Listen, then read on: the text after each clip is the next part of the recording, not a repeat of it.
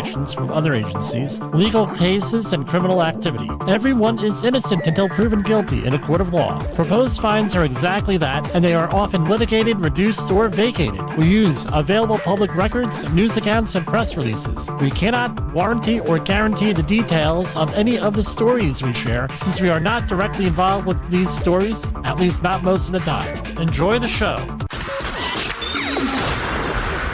This show is brought to you by Safety FM. Of liberty and prosperity. Actually, we're not on the border. We're actually in the land of liberty and prosperity. Recording this in New Jersey. Got a lot going on. Baseball games. Professional stuff. We're working on some stuff that we're going to be releasing next couple of weeks, God willing. How did you enjoy last night's program, the monologue, on the issue retention site? Remember, that has broad implications across all information stuff, whether you're dealing with newspapers, TV news, newspaper reports, company memos, giant of poaching former employees to create a copycat application. On Wednesday, Instagram parent company Meta introduced Threads, a text-based companion to Instagram that resembles Twitter and other text-based social platforms. Just hours later, a lawyer for Twitter, Alex, lawful misappropriation of Twitter's trade secrets and other intellectual property. I don't know. This intellectual property law is all. Meta launches a data harvesting Twitter clone. This is from Zero Hedge, and that's with a B. The Twitter competitor is being rolled out in over 100 countries today. It started 7 p.m. last night, Wednesday, July 5th. And what happens? Within a few hours of launching, Threads was already secretly censoring users and not offering them the right to appeal. Yeah, right. Valley National Park amid searing heat. Officials said a 65-year-old man was found lifeless in his valley's standards. Officials believe extreme heat is to blame for the fatality, and around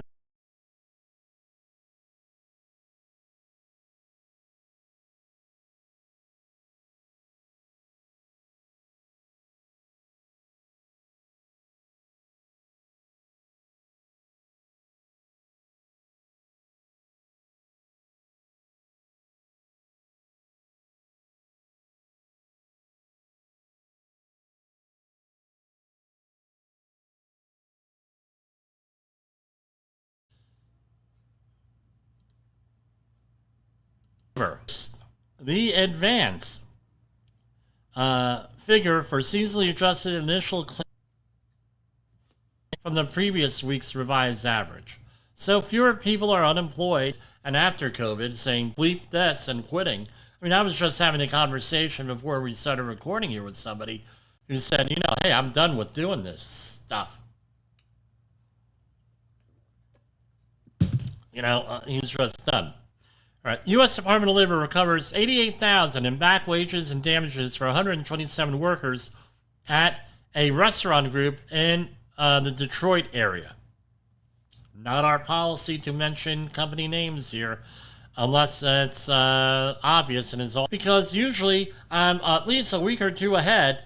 Even when I release a episode late, I'm a week or two ahead of everybody else.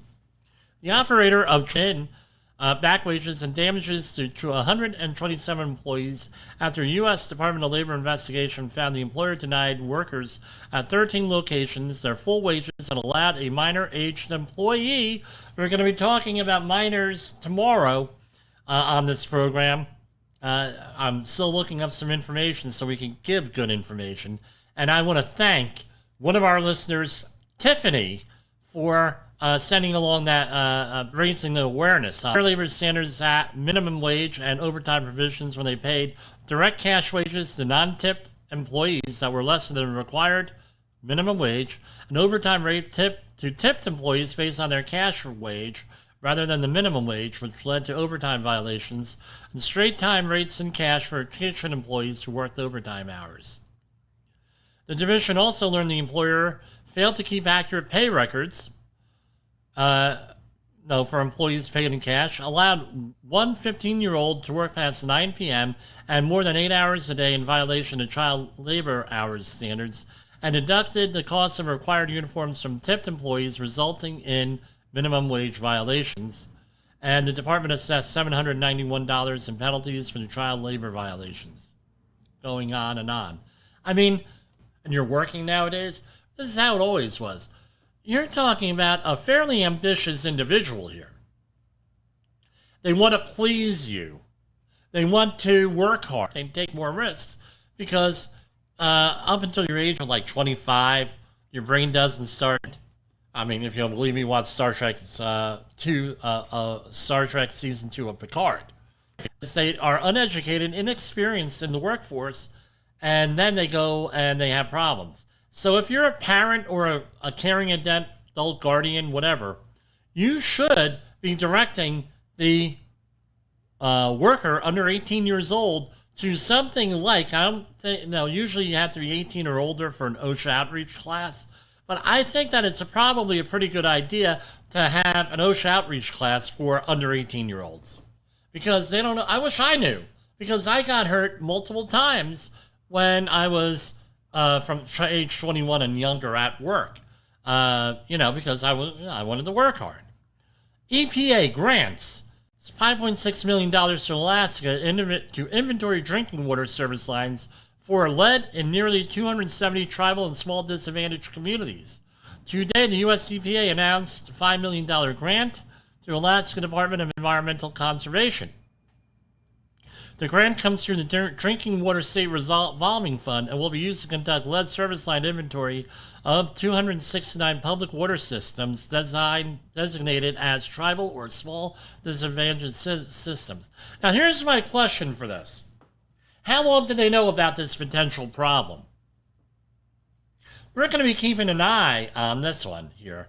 We're going to be keeping an eye on this one because I tell you what, the Native Americans here in this country have gotten a raw deal, as well as everybody else here who were indigenous here or brought here as slaves.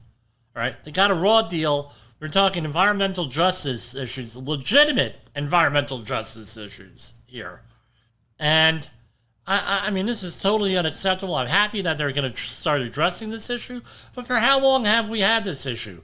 I was talking about this back in the mid-90s up at West Point, U.S. Military Academy, to deaf ears with lead-based paint issues and stuff. I don't know. Everyone interested in hearing on this, and I reported it to Congress, I reported it to everybody, and why don't you subpoena me? Anybody, I dare you to subpoena me. I'll go down to Washington, and we'll talk about this, how all this crap was going on up there, right? And how they treated people up there with lead issues. Today, your next one. EPA penalizes a nationally known store for unregistered disinfectants. Today, this is out of San Francisco, the U.S. EPA announced a settlement with a certain company, nationally known clothing, resolving claims that the company violated federal law for offering for sale 6 pesticide products, purportedly disinfectants, that were not registered with the EPA. EPA requires companies to submit data to support claims such as sterilize, disinfect, and sanitize before such terms can be used on products' labels. Consumers who rely on ineffective products to disinfect may face an increased risk of exposure to bacteria and viruses. And they don't give a time frame here, but I suggest, hold on. I suspect this was in relation to the ongoing COVID-19 pandemic, where a lot of companies got disinfectants and started selling them. All right, so they got a how much is the fine here? $55,000 penalty. All right, I mean, it's something. EPA proposes updates to greenhouse gas emissions reporting requirements for the oil and gas sector. Revisions to EPA's greenhouse gas reporting program required by President Biden's Inflation Reduction Act. There's that Inflation Reduction Act again. manages to get involved in everything out there with that. People, I mean, I don't know. I mean, this funded so much. It didn't fund my bank account, though. So that's a problem. Today, the U.S. EPA issued a proposal to amend reporting requirements for petroleum natural gas systems under the EPA's greenhouse gas reporting program. The proposed revisions would improve the accuracy of reported emissions of greenhouse gases, including methane, one of the primary drivers of the climate crisis, according to the EPA. I'll add that in. From applicable Petroleum and Natural Gas Administration is moving. Here, hold on. I need a sound effect here. Let me get the right sound effect. Hold on. Okay, we got it. Okay, we're ready to go here. The Biden-Harris administration is moving urgently to reduce climate pollution, and EPA is working to ensure science leads the way with the most accurate emission data possible, said Joseph Goffman, Principal Deputy Assistant Administrator for EPA's Office of Air and Radiation. The proposed revision to EPA's greenhouse gas reporting system will leverage advancements in technology to produce high-quality, long-term data for emitters, contributing important insights into emissions trends as we work to protect people and the planet. Environmental justice in New England communities. I'm just...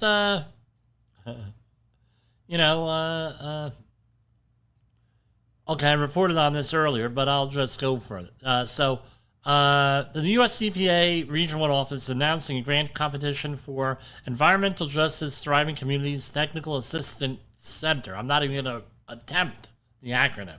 To help New England communities and other environmental justice stakeholders access federal technical assistance and resources to address environmental and energy justice concerns. EPA Region 1 includes Connecticut, Maine, Massachusetts, New Hampshire, Rhode Island, Vermont, and 10 tribal nations.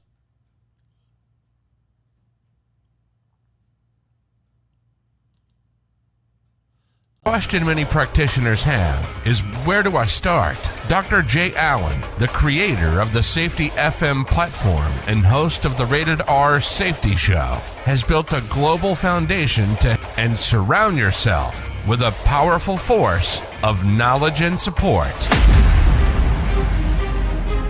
Secret decoder ring. Here is your nightly message. How you respond to failure matters. How you respond to failure matters. Okay. Private sector companies added 497,000 jobs, EP reported Thursday. Private sector jobs surged by 497,000 for the month, well ahead of the downward and the 220,000 Dow Jones consensus estimate. The increase resulted in the biggest monthly rise since July 2022. And where were they leading? From a sector standpoint, leisure and hospitality were led with 232,000 new hires, followed by construction of 97,000 and trade, transportation, and utilities at 90,000. And annual pay rose at a 6.4% raise, representing a continued slowing that nonetheless is still indicative of inflationary pressures.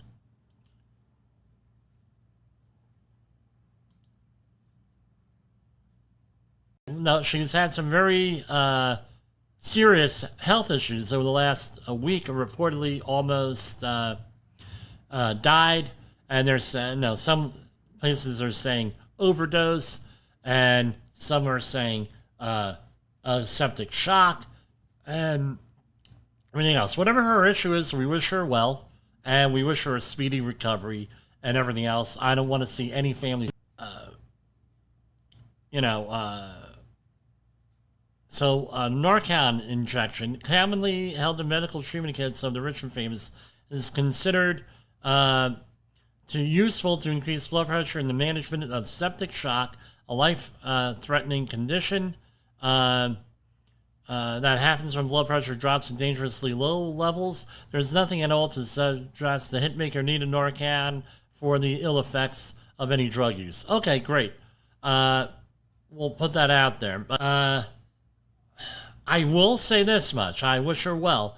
As everyone knows here, Brittany Murphy, the actress, and went to the same grammar school I went to, graduated from in New Jersey, and I went to school with some of her extended family, cousins, and everything else with that.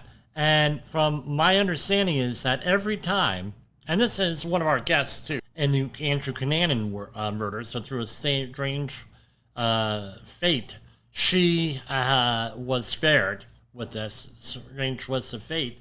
Anyway, you could look up the program.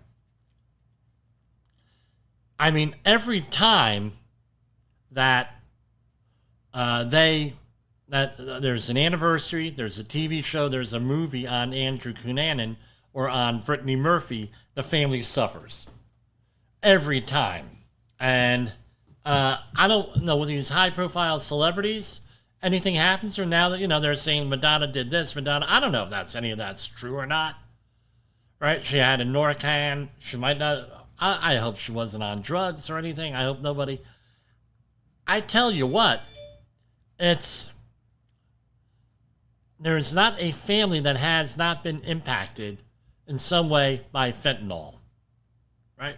If that's indeed what this is with her. Not a family, not a friend. Everyone knows somebody. We have over 100,000 people dying a year from fentanyl, and doesn't seem to be slowing down. And again, we're going to talk about demographic issues, right?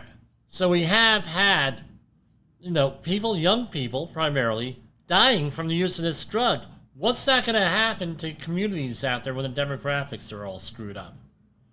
I think part of the reason why we have labor issues now is because of this drug, and the workers aren't there. It's impacting it. But like I said, I hope for a speedy recovery. I hope it was nothing. Obviously, it was serious. Hope it wasn't drugs or whatever. I don't know. It's very sad.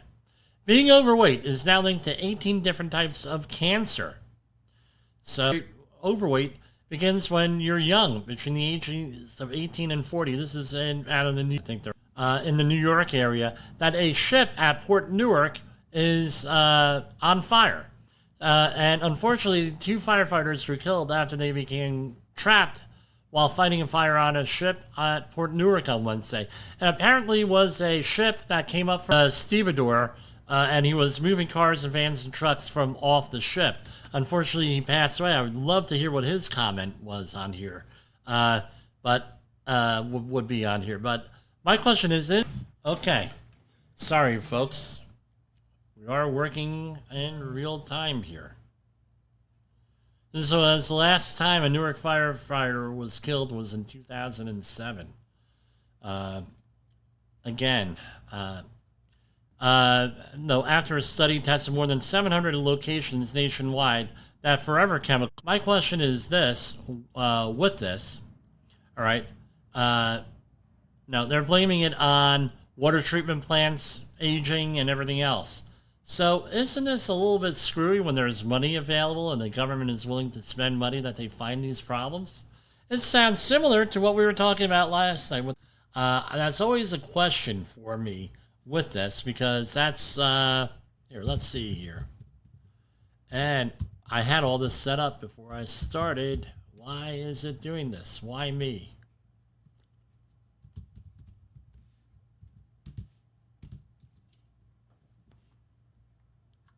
Okay, so there were 700 locations nationwide studied, right? So close to half of the U.S. tap water supply is contaminated with so-called forever chemicals, according to USGS, U.S. Geological Survey. And, right, so what are they? And we've covered this somewhat on the show. PFAS, polyfluoroalkyl substances. Pardon me, in about 45% of U.S. drinking water samples.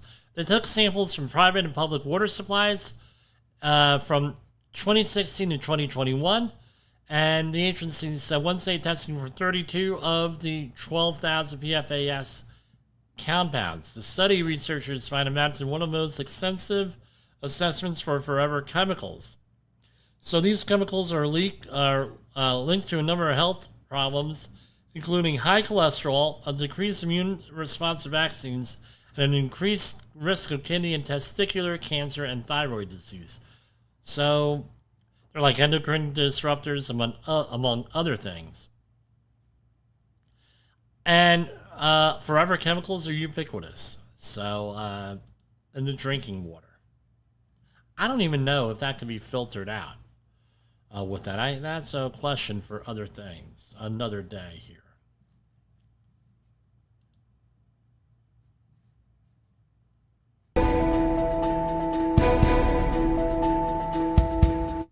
Is your safety training old, stale, and hackneyed? Is your safety trainer still preaching a warped version of behavior-based safety? Alright, so Britney Spears was allegedly assaulted Wednesday night in Vegas. What is this with performers being assaulted after a member of the NBA Phenom, Victor Wembanyama's security backhanded her in the face, and she has filed a police report? Of course, all on film. The incident went down in a restaurant in the Rio Hotel at around 8:30. Britney, along with her husband, Sam, as she entered the casino, director of team security for the San Antonio Spurs, the team that drafted Victor last month, instantly backhanded her, causing her to fall to the ground, knocking her glasses off. Britney composed herself and went to her table. We're told the security guy came over and apologized. He said, "You understand how it is when you're being swarmed by fans." He apologized to Britney, and Britney accepted it. By the way, we're told he also said when he slapped her, he did not know who she was. Like, that matters, right? Passengers caught on Gatwick St. Lucia flight where a man was stabbed in midair blamed BA, whoever that is, for giving assailant an endless supply of alcohol and ignoring men who harassed women and blocked access to the toilet for hours as they partied for hours. Wow, that must have been one hell of a flight. Chaos broke out aboard BA flight number. I guess that's the name of the airline. British Airways. Okay. Flight 2159 from Gatwick to St. Lucia on Sunday. Two passengers argued before one smashed a bottle and stabbed the other. And they're looking for people who are on the flight. I don't know. Why would you go out and cause a problem on a plane? Why? So, this one out of France 24. I mean, hey, France are still having problems with the riots. As it says, as the inspector said in one of my favorite movies, a riot is a very ugly thing. And once you get one started, it's very difficult to finish it, to stop it. Name the movie, right? Rise of the Robots. UN tries to tackle mind-blowing growth of AI. I think the ship is pretty much departed on that one, UN. The mind-blowing growth of artificial intelligence poses many questions that have no answers yet. Well, they admitted it. Oh, it looks like we were a couple of weeks ahead of them, maybe a month.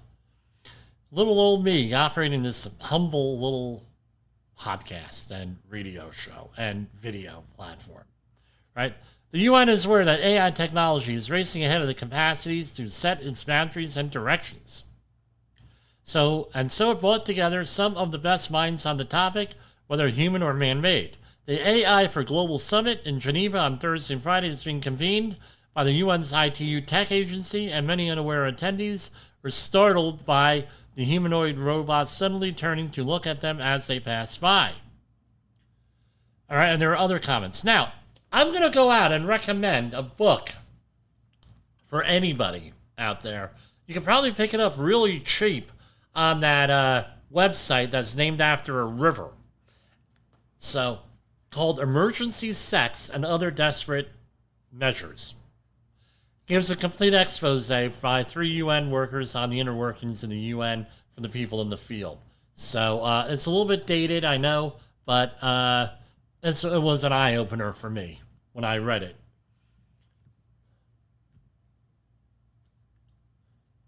When was it? Back in the mid-90s.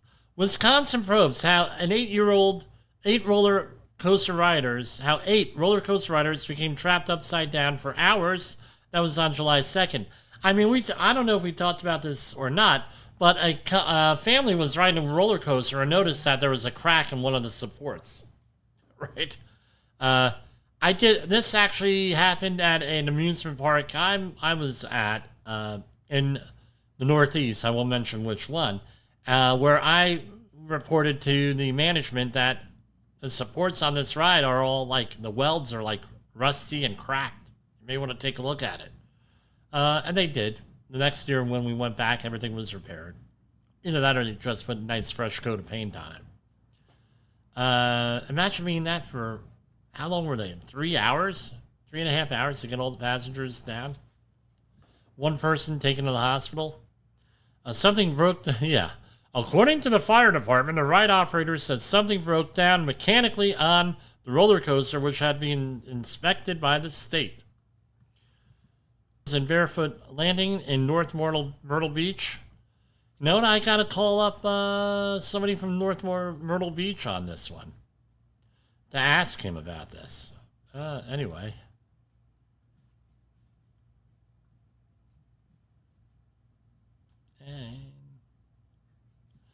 Okay.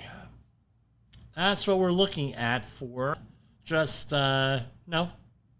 Come on. We got a lot of stuff going on. We have, again, one baseball league is finished tonight. Win, lose, or draw. So we're hoping to do this live again. So anyway, I want to wish everybody happy July 6th. We plan on being on the air tomorrow. And just good night, everybody. And that's all we got. That's a wrap for the program.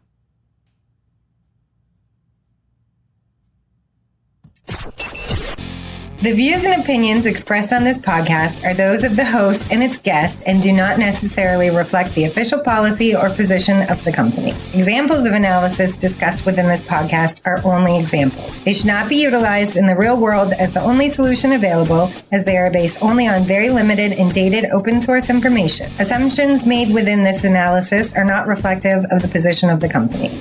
No part of this podcast may be reproduced, stored in a retrieval system, or transmitted in any form or by any means, mechanical, electronic, recording, or otherwise, without prior written permission of the creator of the podcast, Jay Allen.